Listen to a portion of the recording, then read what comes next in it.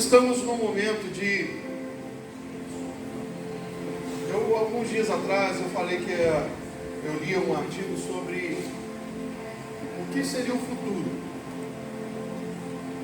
O futuro, ele encaminha para que nós tenhamos pessoas absolutamente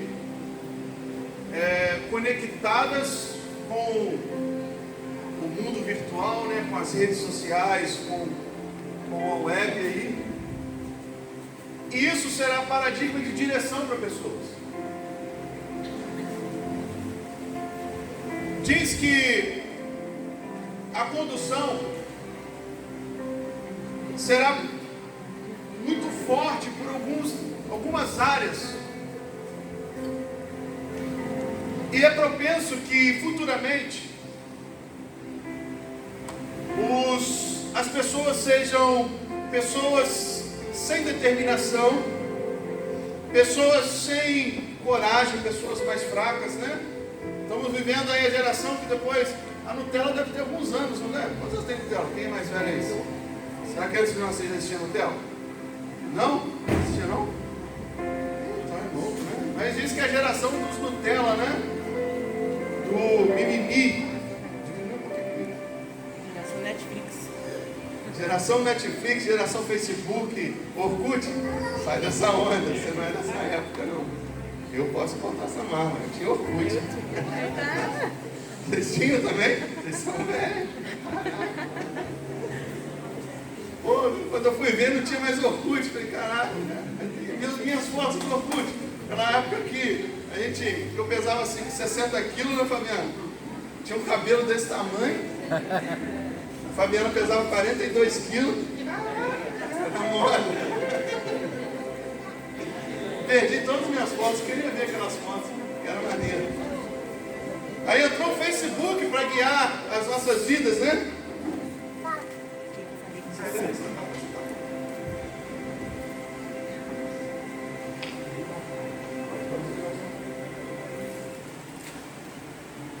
Aí entrou o Facebook, então, para guiar as nossas vidas. Entrou o Instagram. Isso tudo está gerando em nós uma exposição desnecessária na nossa vida. Existem pessoas que se expõem demais na rede social. Eu já vou entrar na palavra, mas tem a ver com a palavra. Eu estava vendo esses dias que todas as pessoas que se declaram muito na rede social são pessoas que têm uma frustração dentro delas.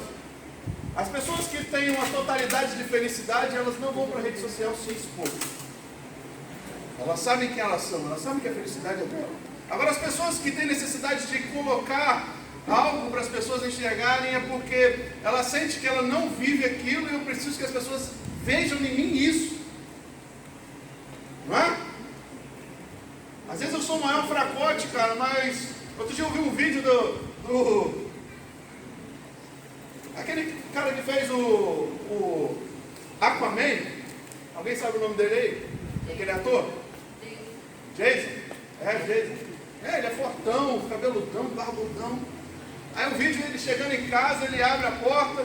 Não adianta falar que ele é bonito não, porque eu sou mais bonito que ele, tá bom? Tá? Tira dessa marra, só porque eu tô com um pouquinho de barriga.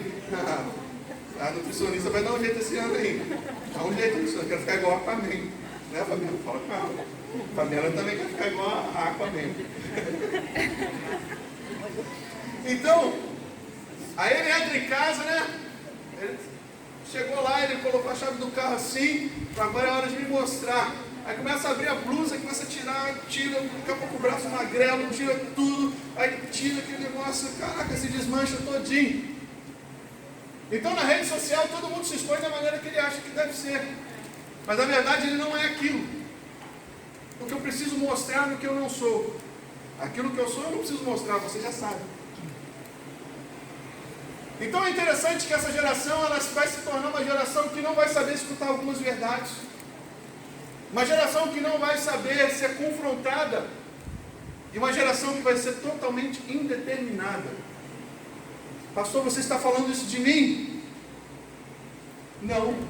Estou falando da próxima geração.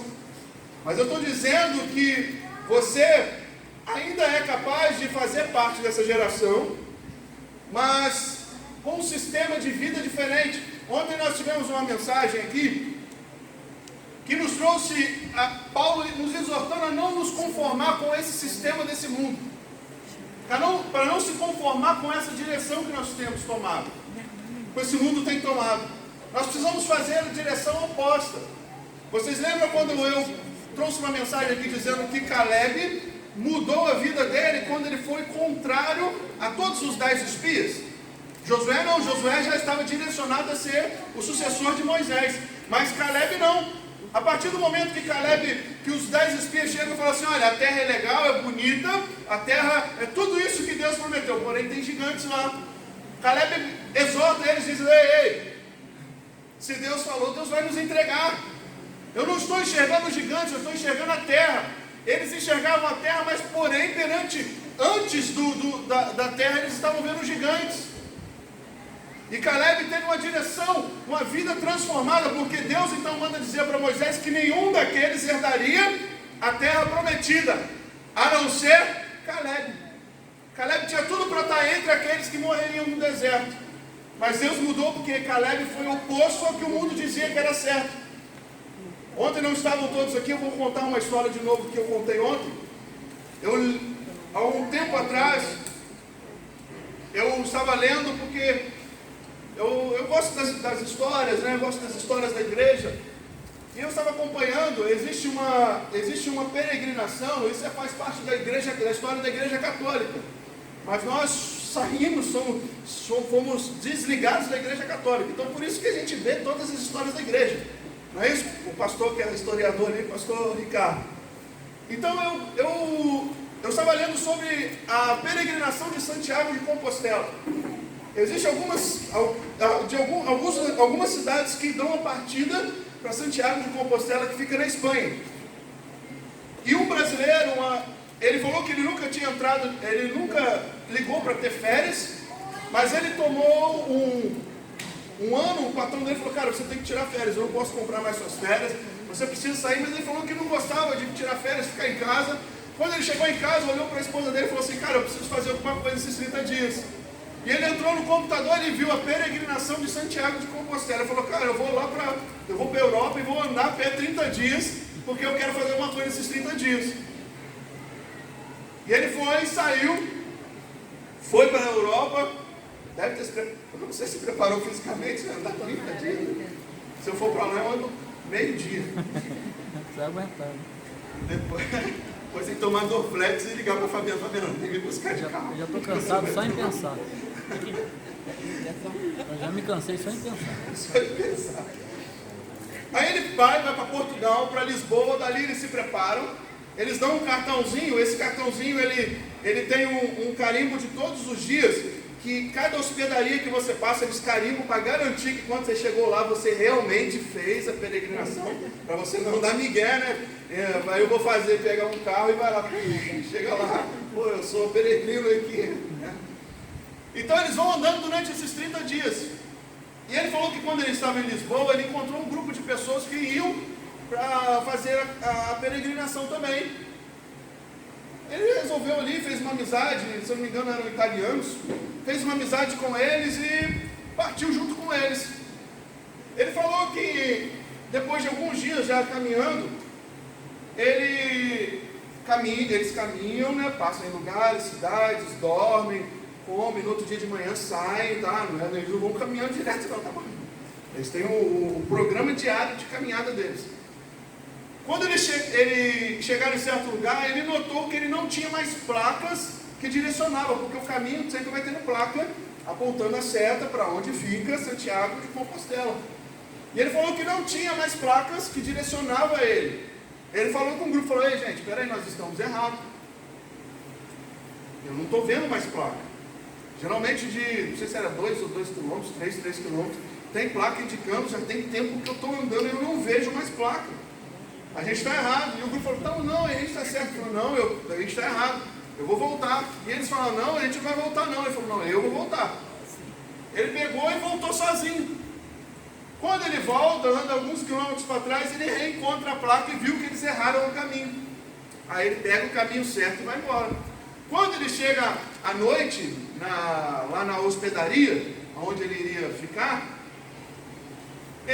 o pessoal lá está tudo agoniado, porque diz que um grupo de peregrinos estava perdido. E a polícia já estava procurando, o corpo de bombeiros estava procurando, porque eles se perderam e ninguém sabia onde eles estavam. Quem era o grupo de peregrinos? Os caras que estavam com ele. Então eu entendo que muitas vezes nós estamos em direções que são erradas, mas voltar atrás não é vergonha. É melhor ficar vermelhinho do que ficar roxo depois.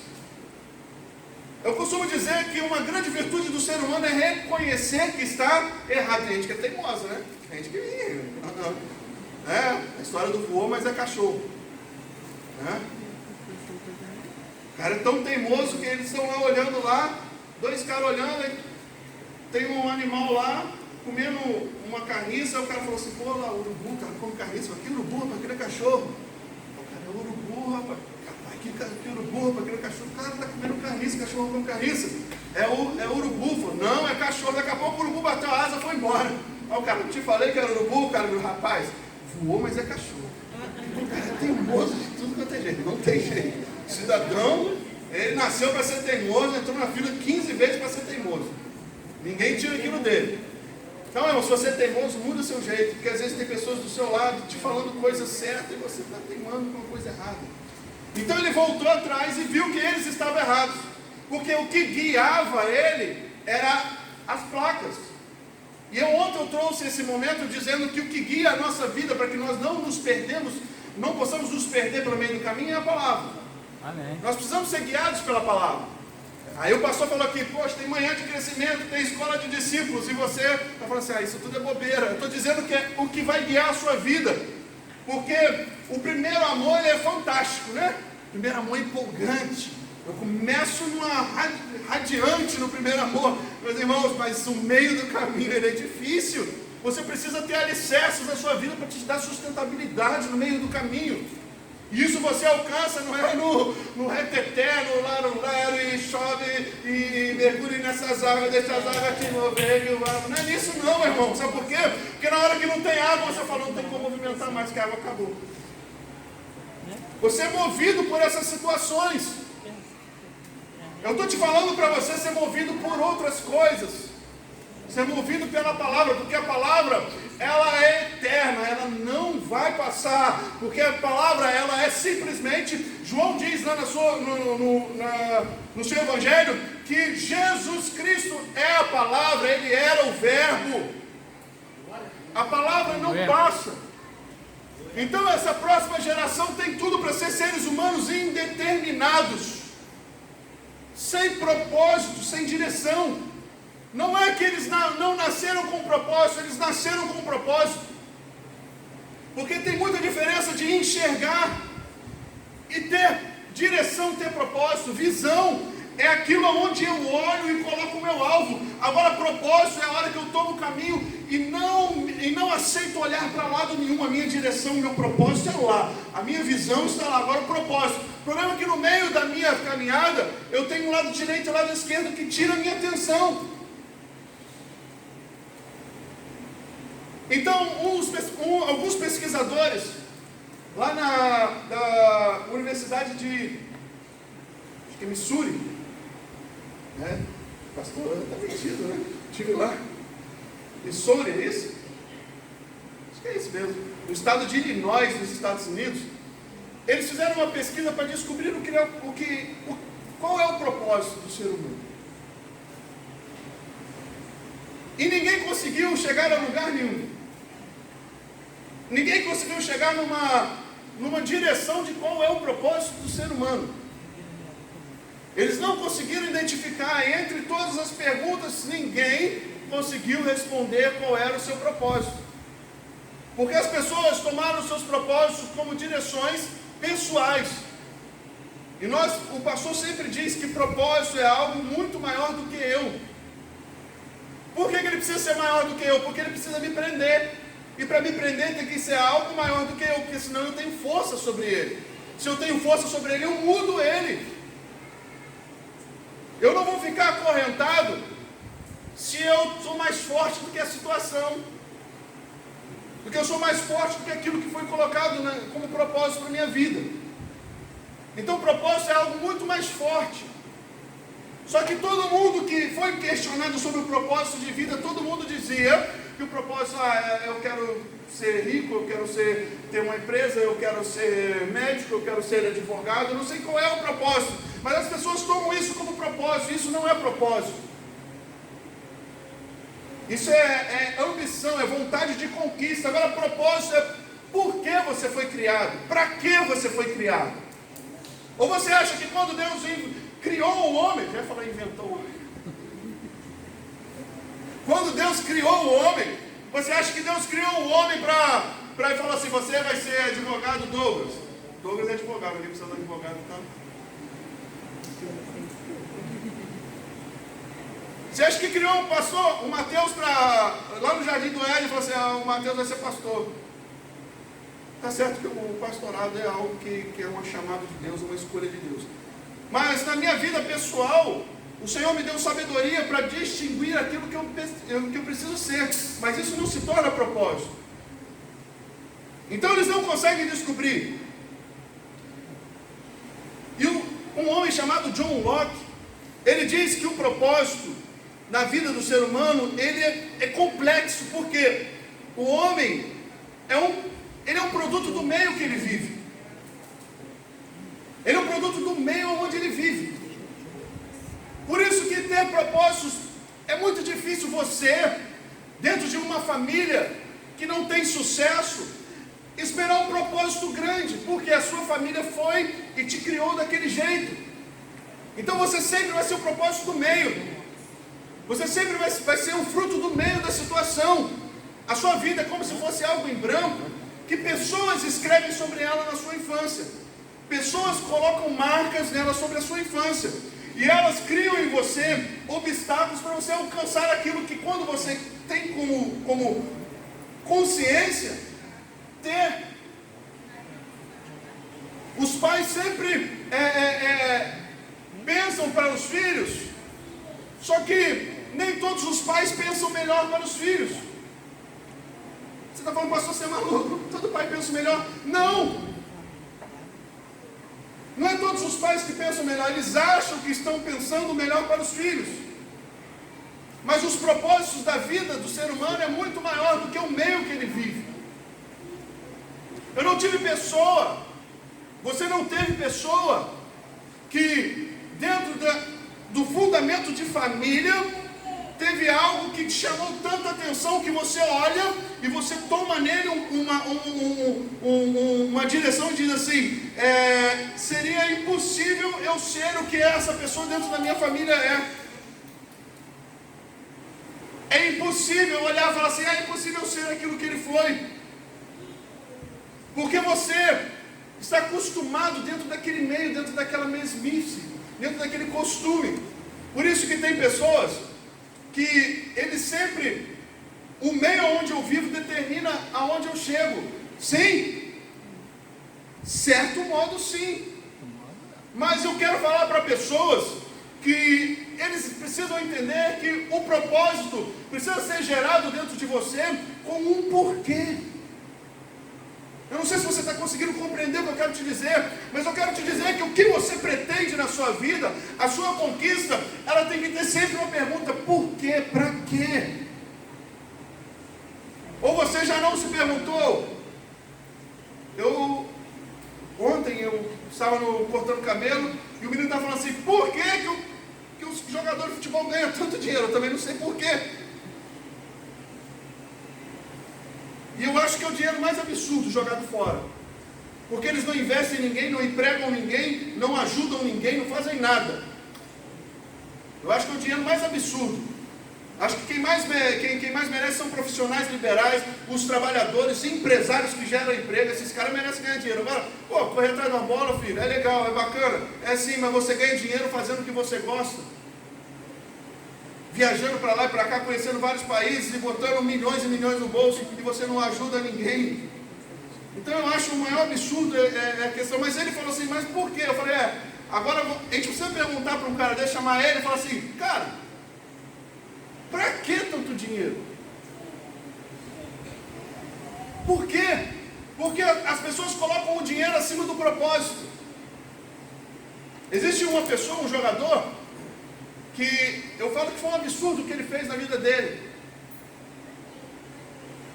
Ele morava em Londres, jogava em um dos maiores clubes do mundo, ganhava na faixa de 2,5 milhões por mês de reais, e ele trocou Londres, toda a educação para os seus filhos para ir para a China, para ganhar 5 milhões. Eu falo o seguinte: há um certo momento que o dinheiro não tem diferença.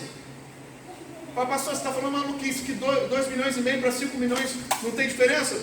Claro que não tem. O que você faz com 2,5 milhões por mês? Bota aí na sua cabeça.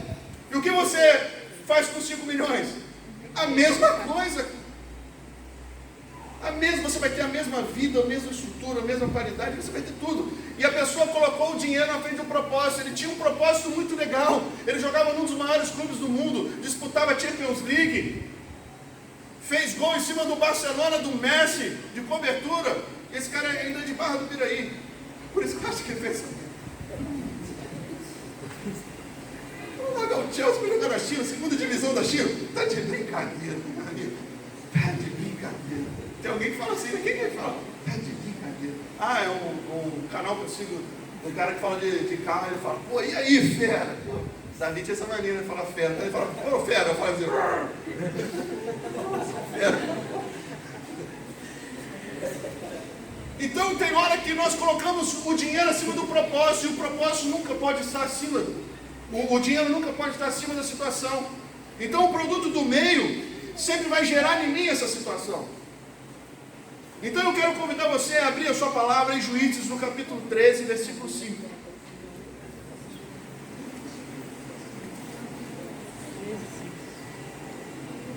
Juízes, capítulo 13, versículo 5.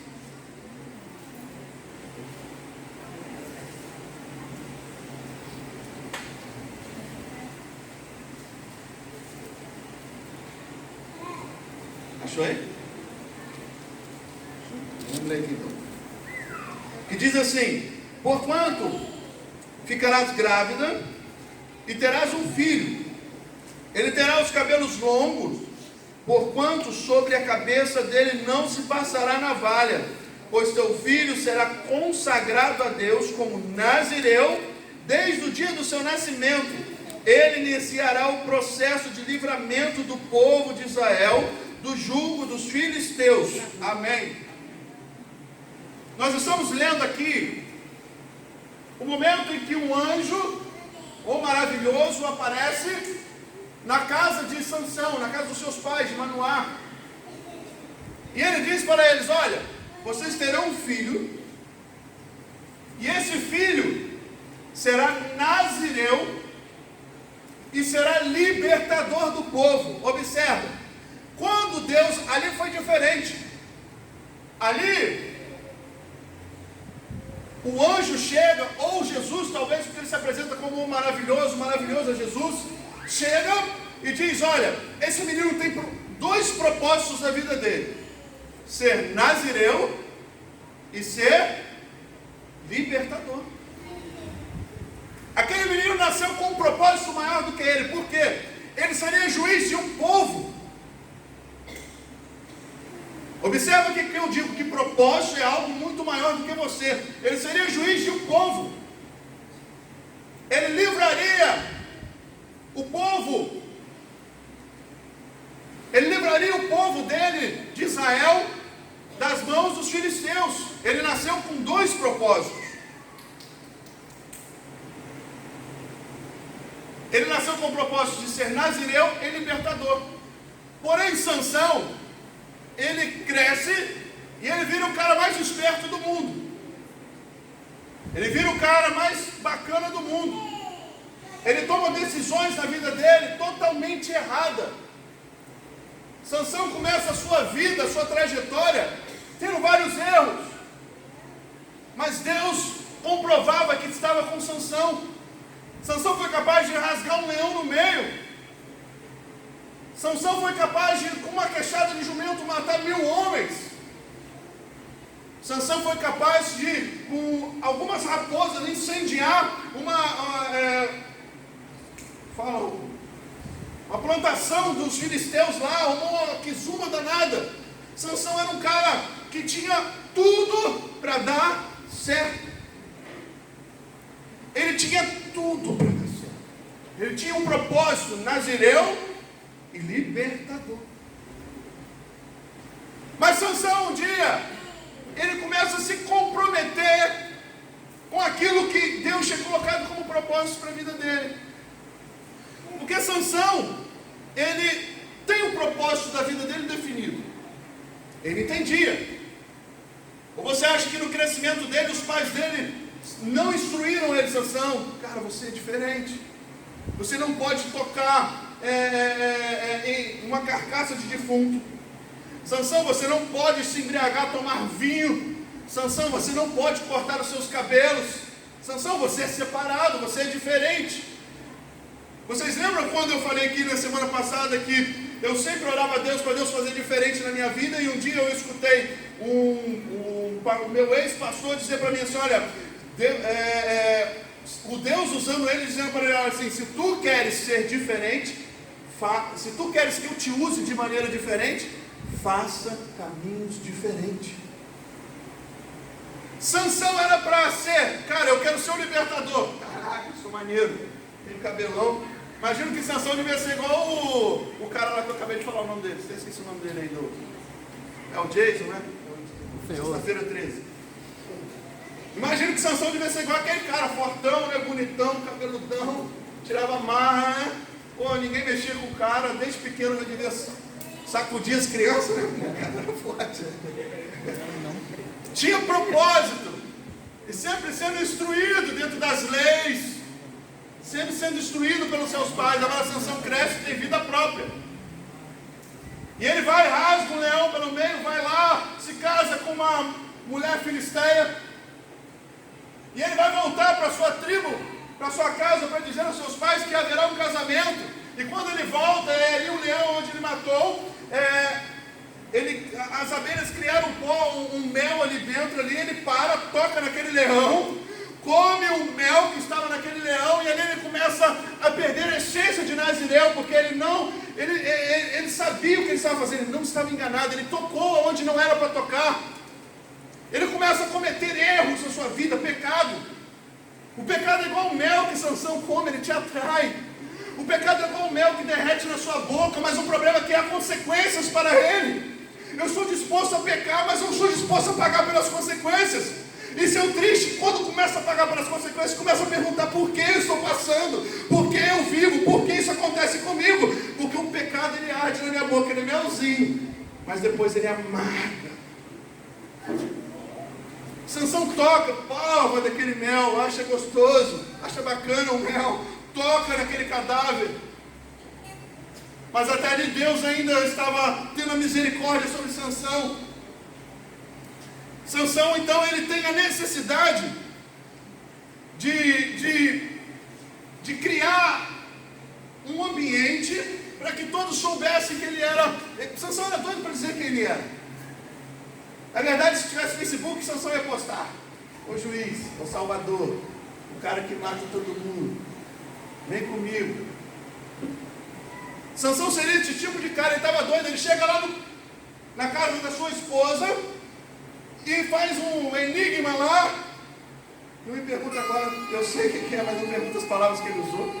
Mas ele faz um enigma lá como aquele que morreu e deu alimento, sabe aí, alguém sabe assim? Era isso aí mesmo. Aquele que morreu da morte, da morte, saiu o alimento, né? Ele cria um enigma porque Sansão estava doido para eles saberem que ele era um cara libertador, que ele era um cara forte. Sansão criava um ambiente para se mostrar.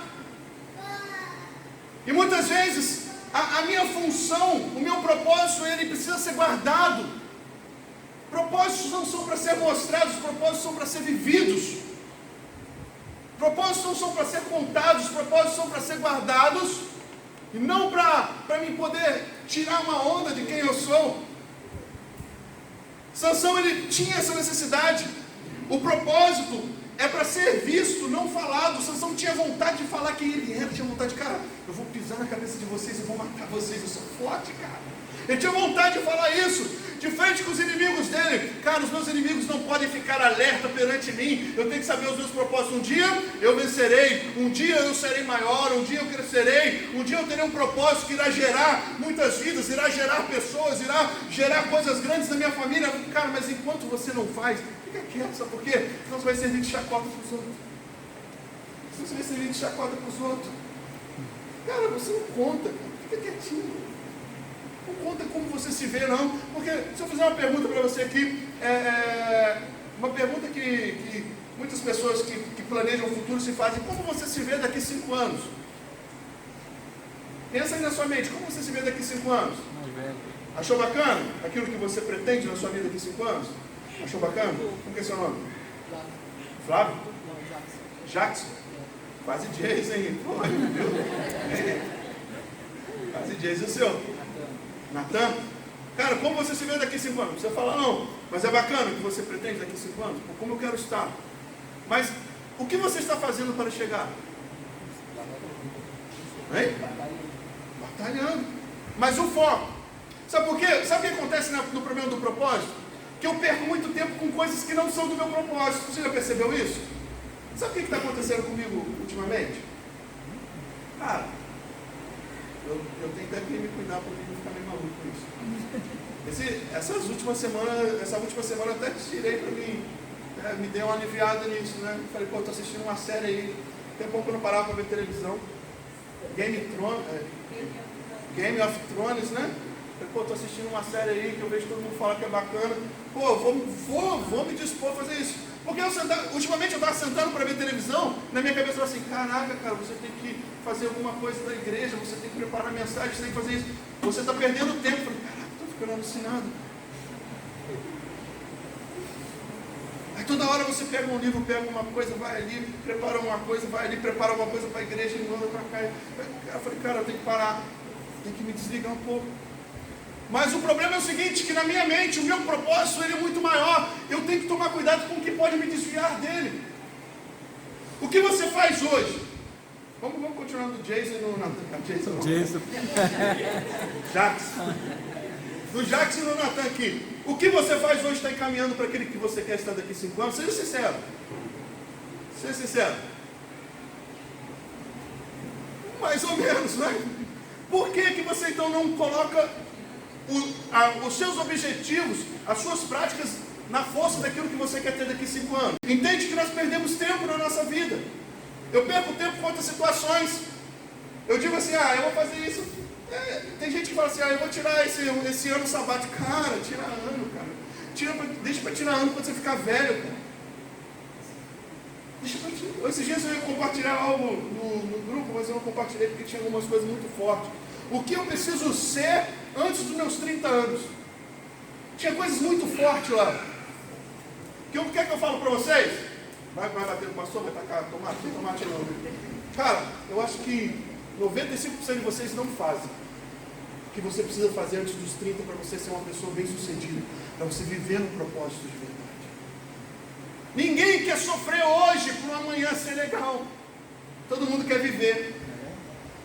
Todo mundo quer viver. Uma época todo mundo ficou maluco. Todo mundo começou a fazer loucuras. E Paulo falou assim com ele. Porque Paulo falava assim, olha, se prepare porque o Messias já está voltando, Jesus está voltando. O povo ficou doido, começou a vender as coisas, se embaraçar no meio das situações. E Paulo falou, gente, aí, calma, peraí. Cara, viva como se Jesus fosse voltar hoje. Mas planeje a sua vida como se Jesus fosse demorar. A nossa vida tem que ser planejada com tempo, com anos. A minha vida é espiritual. A minha vida pronta para ir para o céu tem que estar preparada hoje.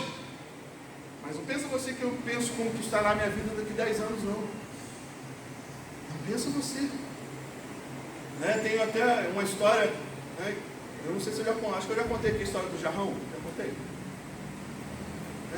Tem um amigo nosso lá em Paraíba, Vinícius, o nome dele, o apelido dele é Jarrão, ele é igual um jarro.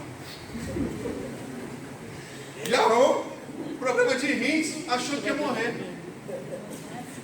Fazendo hemodiálise, eu vou morrer. vou morrer. O que o Jarrão fez? Caraca, começou a fazer dívida, pastor. Começou a comprar carro, começou a fazer uma contaiada. E o Jarrão falou assim, eu vou morrer mesmo, vou viver a minha vida, vou gastar tudo, comprando carro, comprando tudo. Daqui a pouco, liga para a casa dele, quem é o SUS? Um rins para transplantar para você. Deixa eu morrer. Deixa eu morrer. Foi fazer a cirurgia, ficou bom, ele é vivo até hoje? Foi fazer a cirurgia, botou o rins, e o rins nem rejeição deu, o homem ficou bom. Caraca, o que eu vou fazer na minha vida? O cara achou que ia morrer ontem, começou a fazer um monte de M na vida. Caraca, não faz isso não, cara. Mesmo se você só achar que você vai morrer amanhã, não faz não. Morra com uma reputação boa. Você não morre devendo ninguém não, os outros ficam olhando para você. No final do caso, você não cobrar o seu esposo, sei lá quem é que vai lá. Vai estar mais velho. Hein? Vai estar mais velho. Vai. Então, a vida, o propósito da vida, ele tem que ser maior. E não tem nada que mexa com a minha dignidade. Não tem nada que possa mexer. Então Sansão, ele tinha a necessidade de ser visto como aquele homem. E Sansão, então, ali, ele se engraça com uma mulher chamada Dalila. E ele era esperto, né? Você lembra que eu falei que Sansão é esperto, né? Sansão é um cara bacana, esperto. Sansão se engraça com Dalila. E ali os soldados filisteus começam a observar que Sansão está apaixonado por ela. E diz para ela, olha, nós pagamos para você muito dinheiro para você tirar desse homem qual é o segredo da força dele. Dalila vai, se deita com Sansão. E ali ela começa a perguntar, Sansão, onde está o segredo da sua força? Sansão, me amarra com corda nova. Ela vai lá, amarra ele, vem soldado. E Sansão, bum, arrebenta. Ô Sansão, qual é o segredo da sua força? Sansão vai lá, me ajuda aí, mas o que ela foi? Tem mais um aí. Hein? Amarrar com corda nova, depois? Não. Não, acho que não. Aí foi lá, ele falou mais alguma coisa, ela foi lá, fez. Os soldados vieram, Sansão está forte. Aí foi a terceira vez, e ele, o cara é tão esperto, o cara é tão esperto, que tudo que ele falava a mulher fazia. E a mulher falou, Sansão, me fala a sua força, eu te amo. Como que mulher engana o homem?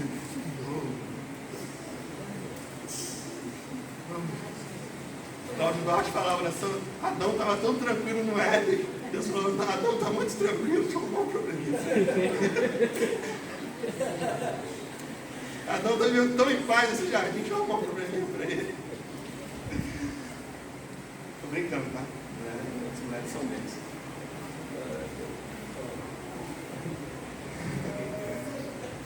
Aí vai lá, Dalila, faz o seguinte, se você cortar o meu cabelo, eu perco as pessoas profissionais em Deus. Dalila foi lá, corta o cabelo e grita, Sansão, vem os filisteus. Sansão levanta todo como? Machão, né? Vem comigo. Daqui a pouco os soldados agarram ele, prendem ele e ele vai ver, ele está sem força, porque ele se perdeu no meio do seu propósito. O propósito não teve mais constância, porque ele entregou, abriu mão do que Deus tinha na vida dele, abriu mão de ser juiz, libertador, de ser nazireu, por coisas que são momentâneas. Momento não pode fazer a sua vida. O que precisa fazer a sua vida é coisas que são constantes, coisas que te darão frutos para a vida. Ou melhor, que eu te falo seja mais prático, coisas que te darão frutos para a vida eterna. Isso é o que mais importa. Só que eu troco a minha vida toda, eu troco um planejamento todo de vida por um momento. Tem pessoas que se perdem em um momento. Tem pessoas que se desgraçam na sua vida por um momento.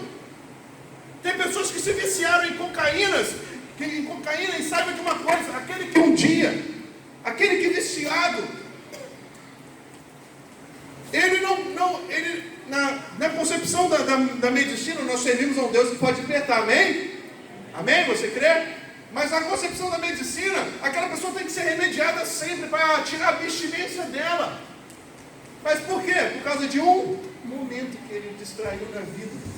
E tem gente que acha que tira onda, né? Tem gente que acha que é forte, né? Já viu aquele cara que é forte? Eu vou, tá tranquilo, pô.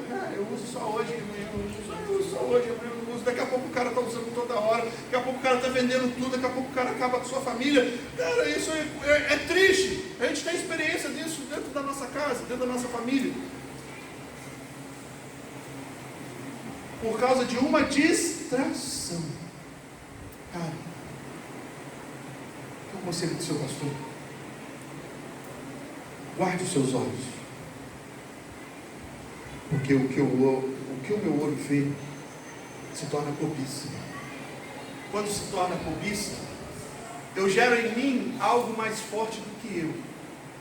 E começo a tomar decisões sem o meu eu decidir. Fuja de aparências. Som. Fuja de aparências. Fuja de situações que podem te comprometer na vida. Se você quer ter uma vida ainda, quer alcançar propósitos, por quê? Toda vez que eu piso fora da faixa, eu atraso propósitos da minha vida. Sansão agora está preso. Sansão agora está cego porque furaram os olhos de Sansão. Sansão agora está derrotado. Então um dia os filisteus preparam uma festa lá no templo de Dagon. Levam Sansão como objeto de escárnio. Um homem que era forte, que matava, que botava fogo, que tocava o terror, agora é objeto de vergonha, de zombaria. Prendem Sansão entre as colunas do templo de Dagon. Ali estavam todos os homens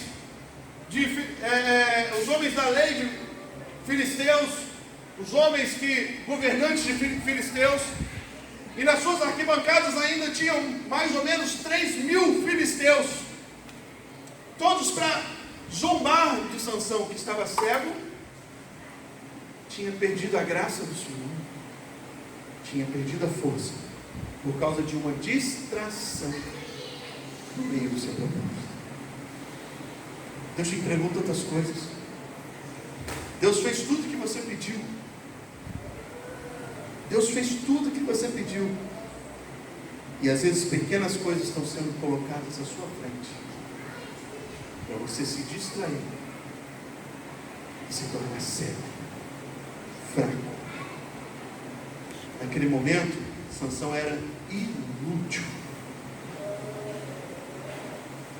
Sansão está ali. Sansão então ora a Deus. Deus,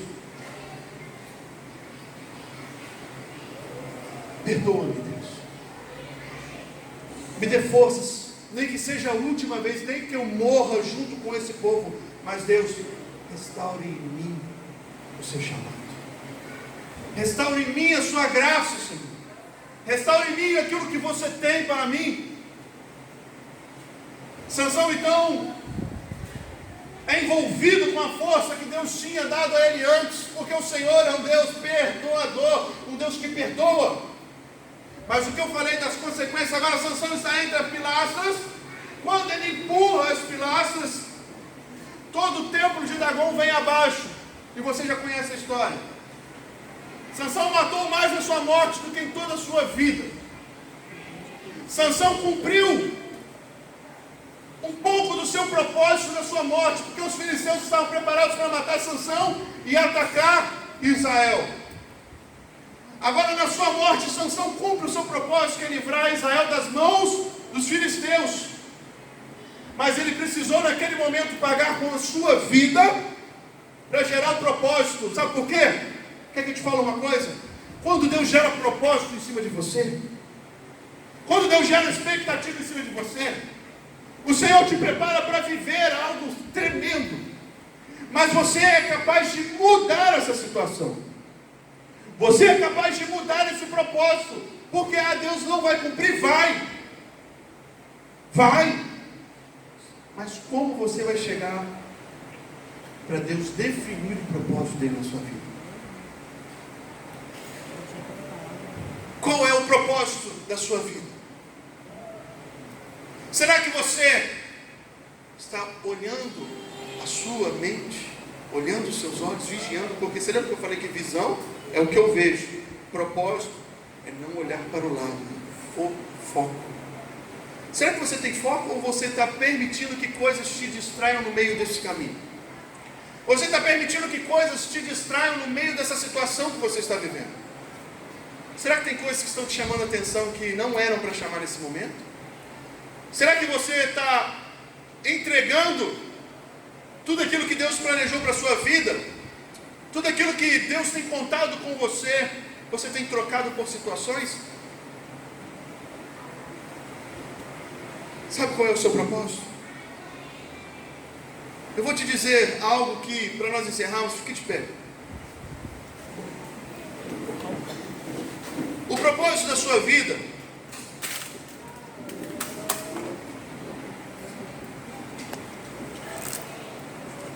ele não é aquilo que você pensou na hora que eu falei. Porque você pensou que o propósito seu, né? O Jackson e o Nathan ali pensaram que o propósito deles era tudo aquilo que eles estavam pensando. Não, você pensou, né, Jackson? Você achou que o seu propósito era esse, não é? Que você pensou. Mas eu quero te mostrar que é um propósito além desse aí, porque isso aí são coisas terrenas. Coisas que a traça, o ferrugem, vão consumir. Agora eu quero te falar de propósito, que é propósito para a vida eterna. Eu quero te atentar que você não pode permitir que situações te tirem do foco do propósito que Deus tem colocado sobre você. Em 1 Coríntios capítulo 9, do versículo 19 ao 27, vai dizer assim: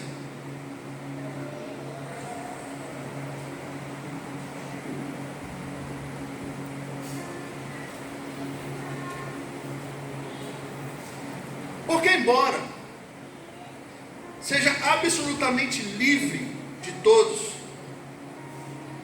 eu me fiz escravo de todos para ganhar o maior número possível de pessoas.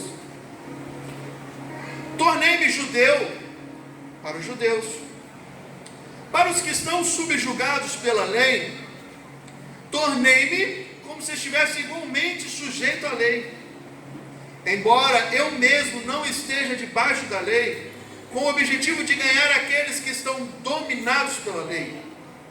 Para os que estão sem lei, tornei-me como se sem lei vivesse, embora não esteja livre da lei de Deus, mas submisso à lei de Cristo, a fim de ganhar os que não têm a lei. Para os fracos, eu me tornei semelhantemente fraco, para ganhá-los. Fiz de tudo para todos, com a finalidade de conseguir de qualquer maneira possível salvar alguns. Faço tudo isso por causa do Evangelho, a fim de me tomar como participante dele. Não saibais que entre todos os que correm no estádio, na verdade somente um recebe o grande prêmio. Correi de tal maneira que alcanceis. Todos os que competem nos jogos se submetem a um treinamento rigoroso, e isso para obter uma coroa que logo se desvanece. No entanto, nós nos dedicamos para ganhar uma coroa que dura pela eternidade. Portanto, não corro como quem corre sem alvo, e não luto como quem apenas soca o ar, mas eu esmurro o meu próprio corpo e faço dele o meu escravo, para que depois de haver pregado aos outros, eu mesmo não venha me reprovar. Paulo está dizendo: olha, o meu propósito não é somente construir tendas. O meu propósito não era perseguir. O meu propósito hoje mudou. Hoje eu me faço conhecedor da lei para aqueles que são conhecedores, ou eu me faço iletrado para aqueles que não são letrados. Eu me faço fraco para me familiarizar com os fracos. Paulo está dizendo, porque eu não corro nessa corrida por uma coroa que vai se desvanecer, que vai se acabar. Eu corro por uma coroa que durará pela eternidade. Aleluia. Eu quero te dizer que o seu propósito, ele é para a eternidade.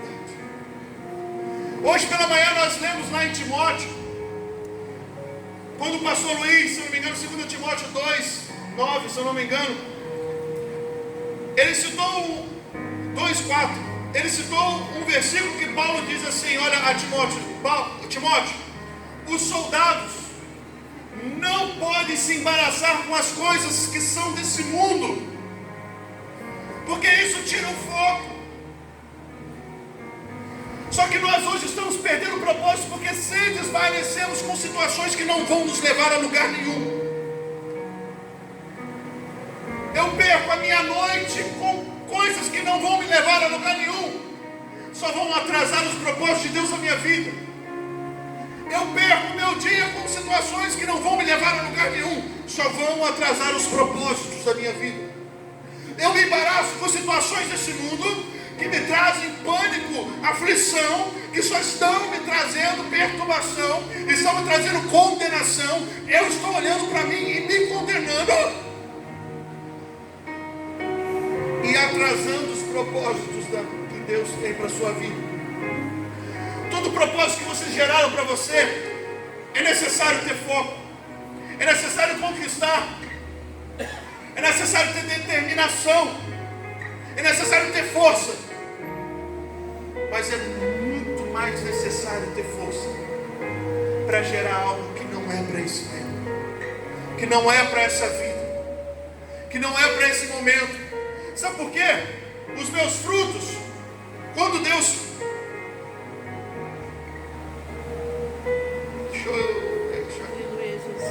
Quando João diz...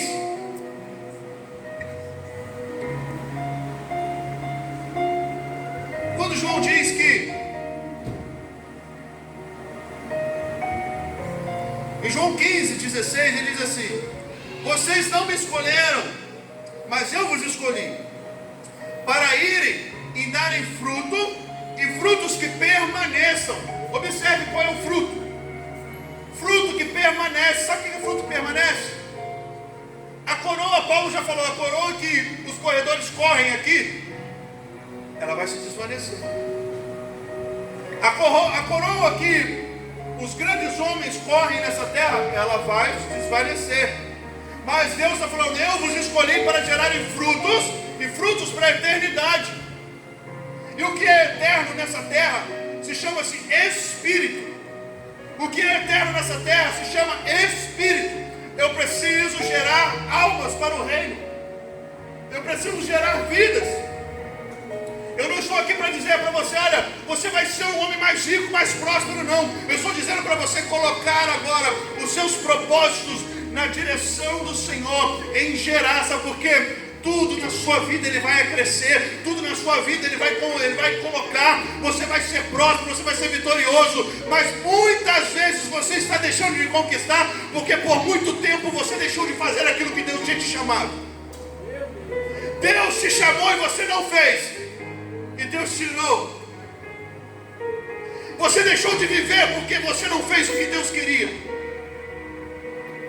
Não despreze o chamado de Deus sobre a sua vida, porque aqueles que João está dizendo que o Senhor escolheu, eles têm coisas diferentes de que todos estão vivendo nesse mundo. E se você está aqui dentro, é porque você foi escolhido para estar nesse lugar. Aleluia. É que você foi escolhido para estar nessa casa nessa noite. É que você foi escolhido e chamado para gerar frutos, e frutos para a eternidade. Aleluia.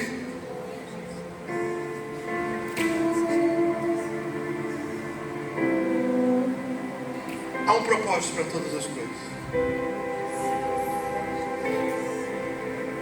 Você sabe qual é o seu propósito agora? Quantos de vocês estão aqui que ainda não aceitaram Jesus como Salvador? Levanta sua mão. Quem aqui nunca aceitou Jesus como Salvador? Todos aqui já aceitaram Jesus?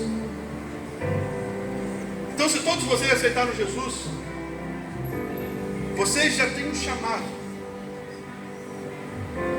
Eu quero convidar vocês a viver agora 30 dias de algo que talvez você nunca tenha vivido no seu tempo, na sua vida. Eu quero convocar você a começar a fazer o seu propósito, cumprir o seu propósito, o seu chamado. Sabe por quê? Tempo não pode ser perdido.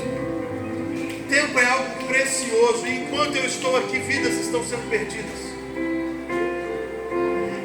Eu quero convocar pessoas que sentem que precisam tomar uma decisão de gerar. Não precisa vir aqui. Calma. Nós vamos entrar num propósito de 30 dias de jejum, de oração, de cuidado, de aconselhamento com uma pessoa. Eu quero despertar em você. Sabe por quê? Você viu aquele ditado que diz assim, ó: para comer e coçar basta começar. Talvez você não saiba o que é gerar vidas porque você nunca gerou uma. Talvez você não saiba o que é gerar vida porque você nunca gerou. Agora eu quero te incentivar a gerar uma vida. Sabe por quê? Porque na hora que você começar a gerar, coçar, caraca, vai dar vontade de gerar mais, de gerar mais, de gerar mais. Nós vamos viver um propósito de 30 dias a partir de hoje. Hoje é dia 16 de fevereiro. Vê para mim qual o sábado mais perto de março, de 16 de março. Qual o sábado mais perto de 16 de março?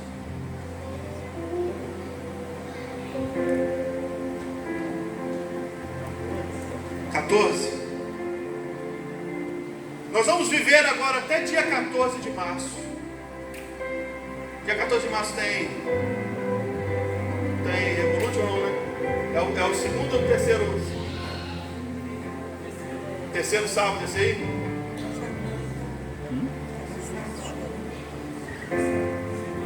É o segundo sábado, então não tem Revolution. Nós vamos fazer no dia 14 de março o culto do propósito. O culto do meu propósito. O culto do meu propósito vai ser o quê? Nesses 30 dias eu vou tomar a direção sobre uma pessoa. Eu vou orar.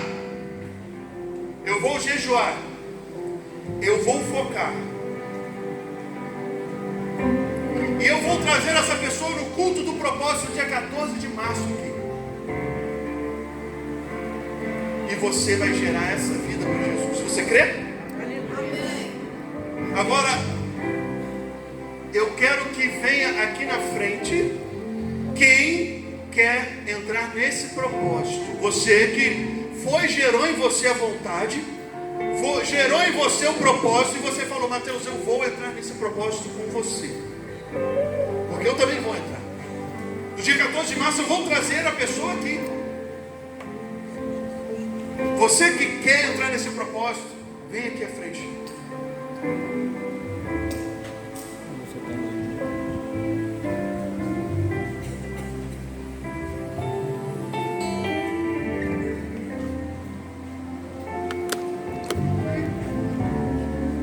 Aleluia, Deus.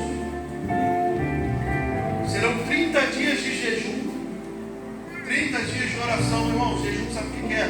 Toma uma hora da sua vida, toma um propósito, toma um momento do seu dia, separa e vai estar com Deus. Se você não aguenta jejuar até meio-dia, jejua até as 10, mas esse momento é um momento de entrega, de oração, um momento de buscar ao Senhor. Vocês vão estar comigo nesse propósito. Nós vamos fazer um culto culto do propósito, dia 14 de março. Só eles que têm vontade de gerar? Ninguém mais tem vontade de gerar ninguém? Ninguém tem vontade de viver o seu propósito? Vocês não entenderam o que Paulo diz. Ninguém tem vontade de viver o propósito de Deus. Você quer viver o seu nesse momento. Viva o seu. Você não tem vontade de viver o propósito de Deus. Nós vamos fazer no dia 14 de março o culto do propósito. Vai ser uma grande festa nesse lugar. Vai ser um culto especial. Toda a igreja está convocada para vir ver. 1, 2, 3, 4, 5, 6, 7, 8, 9 comigo. Aqui em cima tem alguém? 10, 11, 12, 13. Tem mais alguém? 14, 15. Tá bem? 16. Vocês vão vir aqui ver 16 pessoas serem transformadas pelo poder de Deus. Você crê? Esse culto vai ser festivo. Vai ser um culto como se fosse o ano 1, Atos 1. Nós vamos fazer um culto festivo. Porque nós temos certeza que esse dia Deus vai separar para trazer pessoas, para mudar a vida de pessoas aqui nesse lugar. São 16 pessoas que são esse propósito. São 16 pessoas que entendem que precisam viver o propósito. Tem mais alguém? Micaela, 17.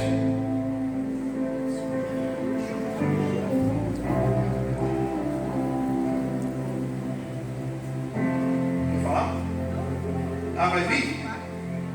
Então, 18, 19. Está aumentando.